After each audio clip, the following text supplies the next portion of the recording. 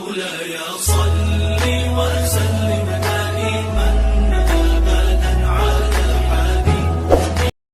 دن رات جد و جہد میں ہیں اور ہمارے خلاف مسائی جد و جہد اور محنت کر رہے ہیں. ان میں جو نفس ہے وہ بڑا دشمن ہے یا شیطان بڑا دشمن ہے؟ عمومی طور پہ تو یہ کہا جاتا ہے کہ شیطان نے ہمیں ورغلا دیا، لیکن شیطان جب خود ورغلایا گیا، شیطان جب شیطان بنا تو اس وقت کوئی دوسرا شیطان تو نہیں تھا جس نے شیطان کو ورغلایا، وہ نفس تھا جو شیطان کو بھی شیطان بنا. نفس نے اندر سے سر اٹھا کے کہا تھا نا انا خیر منہ، میں بہتر ہوں، اور باقاعدہ دلیل کھڑی کر لی اس کے نفس نے. خلقتنی من نار وخلقتہ من طین، مجھے تو نے آگ سے پیدا کیا ہے، اسے تو نے مٹی سے پیدا کیا. مٹی افضل نہیں ہوتی، مفضول ہوتی ہے، اور آگ اٹھتی ہے اوپر کو جاتی ہے، یہ افضل ہے، لہٰذا افضل مفضول کو سجدہ کیسے کرے؟ میں سجدہ نہیں کروں گا. باقاعدہ اس کے نفس نے ایک دلیل تراشی. اللہ اگر چاہتا اس کی دلیل کے بخی اور دھیڑ کے رکھ دیتا، لیکن اللہ تعالیٰ نے اس کی دلیل کا جواب دینے کی بجائے کہا جا میرے دربار سے نکل جا. اس نے کہا مالک مجھے مہلت دے دے، کہا جا قیامت تک تجھے مہلت. اللہ اکبر. تو اب شیطان کو شیطان بنانے والا نفس ہے جس نے اندر سے کھڑے ہو کے کہا انا خیر منہ، میں بہتر. تو اس میں نے شیطان کا بیڑا غرق کر. انانیت اسے کہتے ہیں، انا خیر منہ، اس سے انانیت ہے، میں بہتر ہوں. ایک بزرگ تھے، انہوں نے ساری زندگی اپنی زبان پہ لفظ میں نہیں آنے دیا. وہ فرماتے تھے یہ وہ لفظ ہے جس نے شیطان کا بیڑا غرق. تو وہ اس مفہوم کو ادا بھی کرنا چاہتے تو بالفاظ دیگر کر. کسی نے سنا کہ فلاں شخص ہے، اس کی زبان پہ کبھی میں کا لفظ نہیں آیا، تو اس نے کہا لو اس کی زبان پہ یہ لفظ کیوں نہیں آیا؟ میں جاتا ہوں اور ان کی زبان پہ یہ لفظ آئے ہی آئے. ہر شخص کی اپنی ترجیحات ہوتی ہے. ایک مہم پہ نکلا کہ ان کی زبان پہ لفظ میں لے کر آنا. گیا، حضرت بیٹھے تھے. حضرت ایک مسئلہ پوچھنے آیا ہوں. بیٹا پوچھئے. کہا شیطان کو کس چیز نے برباد کیا تھا؟ حضرت اب تو بولیں گے نا کہ میں نے اس کا بیڑا غرق کیا تھا. تو کہوں گا جیسے بھی زبان پہ لفظ تو آ گیا، اور شیخ بھی بڑے سمجھدار تھے، سمجھ گئے اس کی نیت کے کھوٹ کو کہ یہ کیوں آیا ہے اور یہ مسئلہ کیوں پوچھ رہا. ہر مسئلہ تفہیم کے لیے نہیں پوچھا جاتا، اس کے مقاصد اور بھی ہوتے ہیں، اور اہل اللہ کو اللہ نے وہ بصیرت دی ہوتی ہے جو سائل کے انداز سے سمجھتے ہیں کہ اس کے مقاصد. تو کہا حضرت پوچھنے آیا ہوں کہ شیطان کو کس چیز نے برباد کیا؟ حضرت فرمانے لگے نماز کا ٹائم ہو گیا، ابھی جماعت کھڑی ہونے والی ہے، نماز کے بعد اس پہ بات کر. خیر نماز ہوئی، سلام پھرا تو حضرت خود فرمانے لگے کسی نے پوچھا تھا کہ شیطان کو کس چیز نے برباد کیا؟ جواب دینا چاہ رہا ہوں کس نے پوچھا تھا؟ جھٹ کھڑا ہو گیا میں نے. کہا بس اسی نے اس کا بیڑا غرق کر دیا. تو انانیت میں جو ہے یہ شیطان کو شیطان بنانے والی. نفس جس نے اندر سے سر اٹھایا اور کہا انا خیر منہ، میں بہتر ہوں، تو یہ شیطان کو شیطان بنانے والا نفس ہے. تو نفس شیطان سے بھی بڑا دشمن. اب ہمارے ساتھ دو بڑے دشمن لگے ہوئے، ایک شیطان اور دوسرا نفس، اور دونوں ہمارے باطن کو اجاڑنے کے لیے، ہمارے من کو بے چراغ کرنے کے لیے، ہمارے اندر کی روشنیاں بجھانے کے لیے دن رات کوشش. ایک تنہا ناتواں اکیلی جاں، دو دشمنوں کے نرغے میں، اور دونوں دشمن بڑے تگڑے اور بہت طاقتور، اور ہر وقت ہمارے اوپر حملہ آور. الشیطان جاسم علی قلب ابن آدم فاذا ذکر اللہ خنس وَإِذَا غَفَلَ وَسْوَسَ. حضرت نبی رحمت صلی اللہ علیہ وآلہ وسلم نے ارشاد فرمایا شیطان اولاد آدم کے دل پہ قبضہ جماتا ہے، اور جب بندہ غافل ہوتا ہے تو یہ وسوسے ڈالتا ہے، اور جب بندہ اللہ کا ذکر کرتا ہے تو یہ بھاگ جاتا ہے. تو شیطان وسوسہ اندازی کرتا ہے، باطن کو اجاڑتا ہے، من کو لوٹتا ہے. نفس اور شیطان دو بڑے دشمن تھے جو ہمیں جادہ مستقیم سے بہکانے کے لیے دن رات کوشاں تھے. اب اللہ کا کرم دیکھیے. اذا دخل رمضان سلسلت الشیاطین، جب ماہ سیام جلوہ فراز ہوتا ہے تو شیاطین جکڑ دیے جاتے ہیں. جو ہی ماہ سیام شروع ہوتا ہے، چاند طلوع ہوتا ہے تو شیاطین جکڑ دیے جاتے. پورا مہینہ وہ آزاد نہیں رہتے، جکڑ دیے جاتے. سلسلت الشیاطین. یہ جو مسجدوں کے دروازے کھل گئے، جہاں 1.5 صف ہوتی تھی وہاں 5 صف تراویوں میں ہیں، تو یہ شیطان کے بند جانے کی وجہ سے. لیکن مہنگائی کا طوفان ہے، بد نگاہی ہے، بد تہذیبی ہے، جھوٹ ہے، دیگر امور بد بھی جاری ہیں. یہ نفس کے موجود ہونے کی. نیکی کا ماحول پیدا ہوا یہ شیطان کے بند جانے کی وجہ، لیکن ہماری برائیاں بدستور موجود ہیں یہ نفس کے موجود ہونے کی وجہ سے. اب ہمارے لیے آسانی یہ ہو گئی کہ دو دشمن تھے جن کا ہمارے سے مقابلہ تھا، ایک نفس اور دوسرا شیطان. ہمارے لیے یہ سہولت ہو گئی کہ ہمارا ایک دشمن باندھ دیا گیا. اب دشمن ایک ہے جس سے ہم نے ماہ سیام میں، اور وہ دشمن کون سا ہے؟ نفس.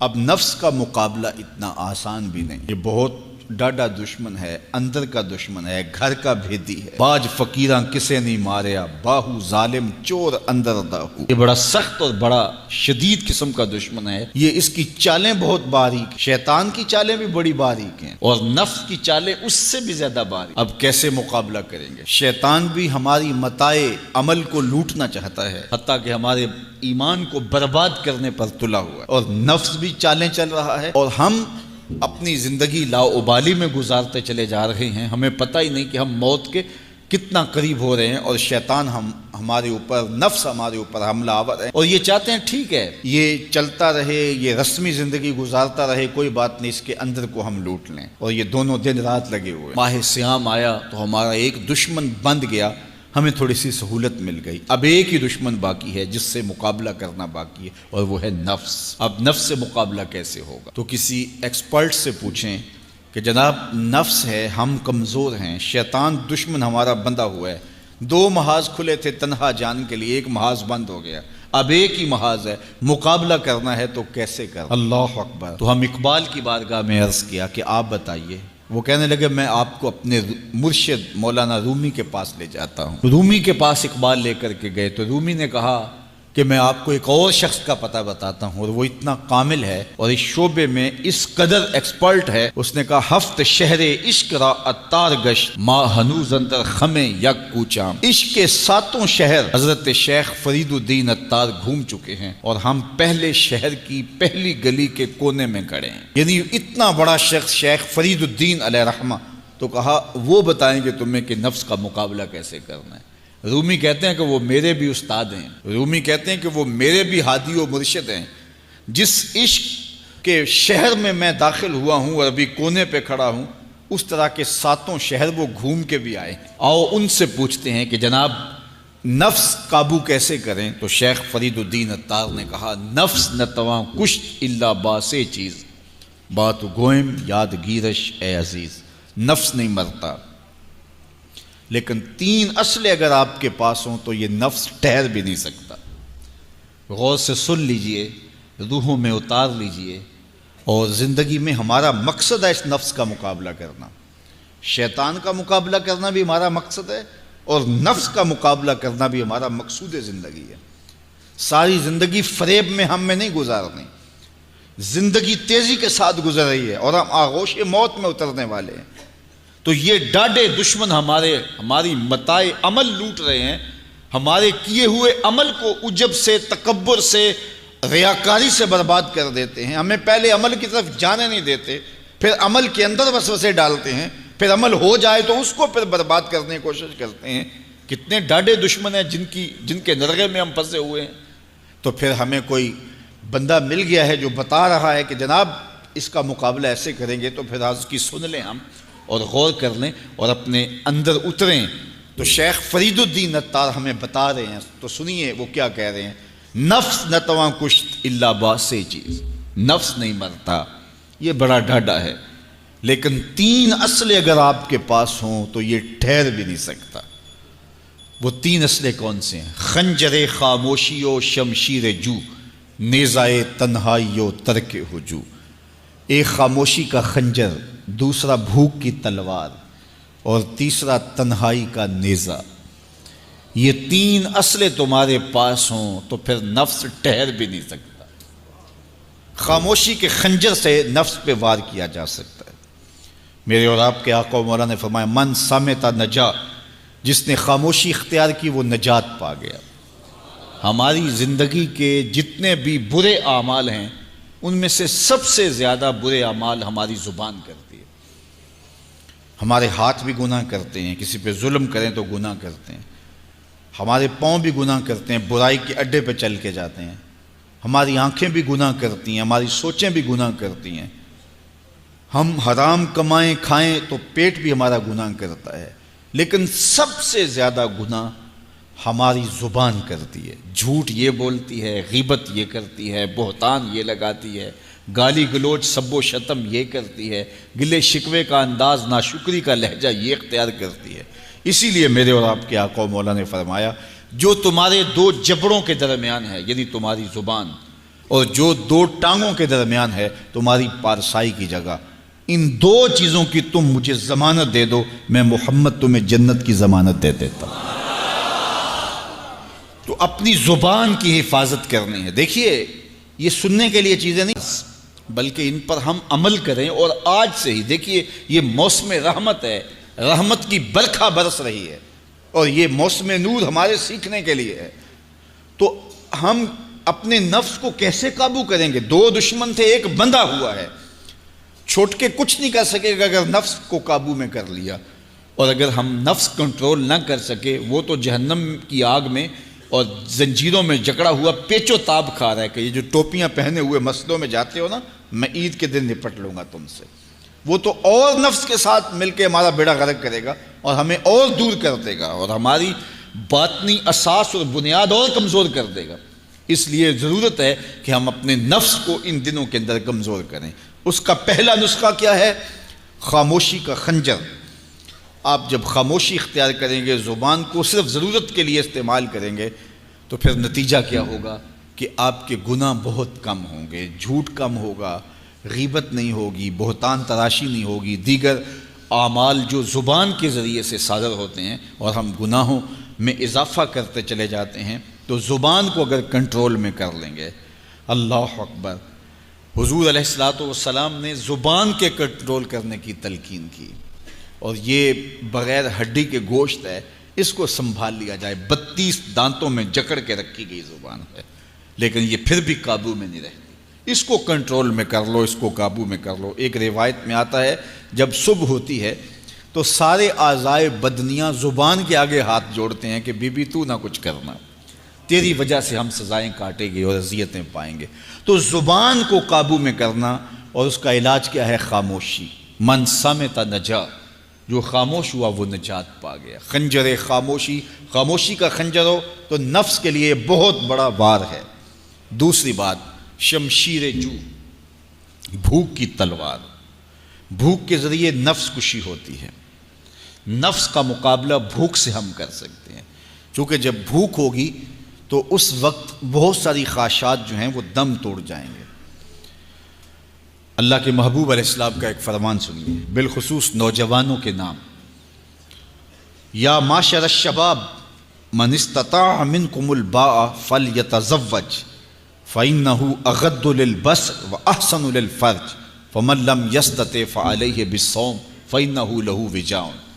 فرمایا اے جوانوں کے گروہ، تم میں سے جو نکاح کرنے کی طاقت رکھتا ہے وہ دیر نہ کرے، جلدی نکاح کر لے۔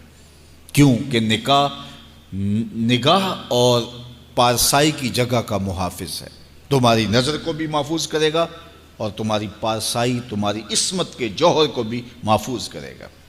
تو اگر کسی کے پاس استطاعت ہے تو وہ نکاح کرنے میں دیر نہ کرے۔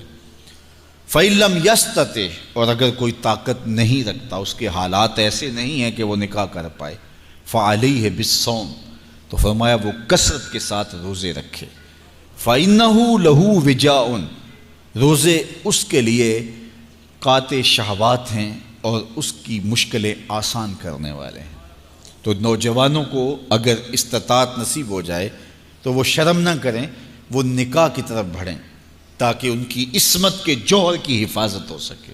لیکن کسی وجہ سے نکاح میں تاخیر ہے تو پھر وہ کثرت کے ساتھ روزے رکھیں۔ روزوں کی کثرت گناہ سے، شہوات سے، برائی سے، گناہوں سے انسان کو بچاتی ہے۔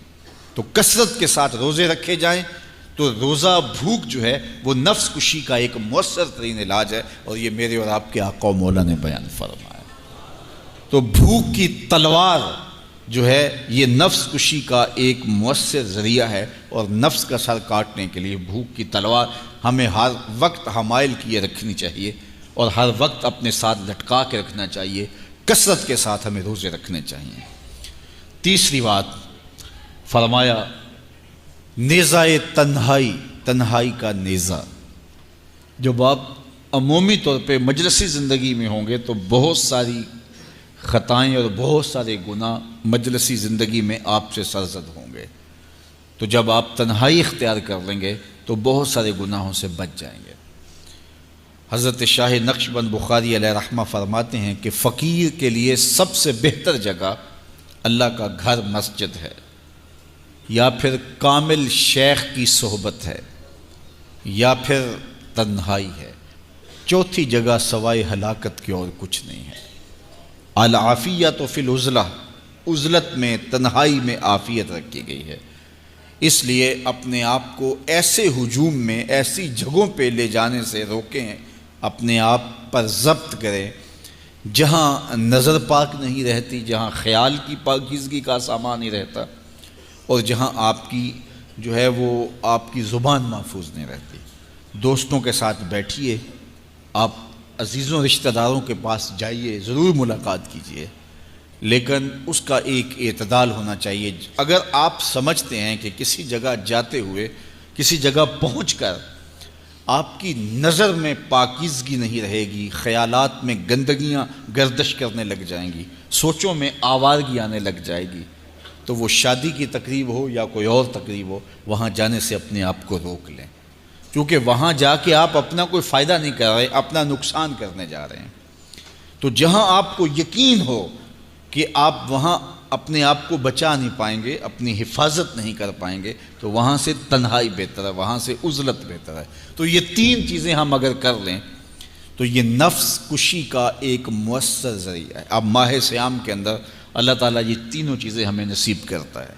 ہم زیادہ بولتے نہیں ہیں، روزے سے ہوتے ہیں، بلکہ فرمایا اگر تم سے کوئی شخص بحثے، کوئی الجھے، کوئی لڑائی کرنا چاہے، بدتمیزی کرے، تو اس سے کہو انی صائم، میں روزہ رکھا ہوا ہے۔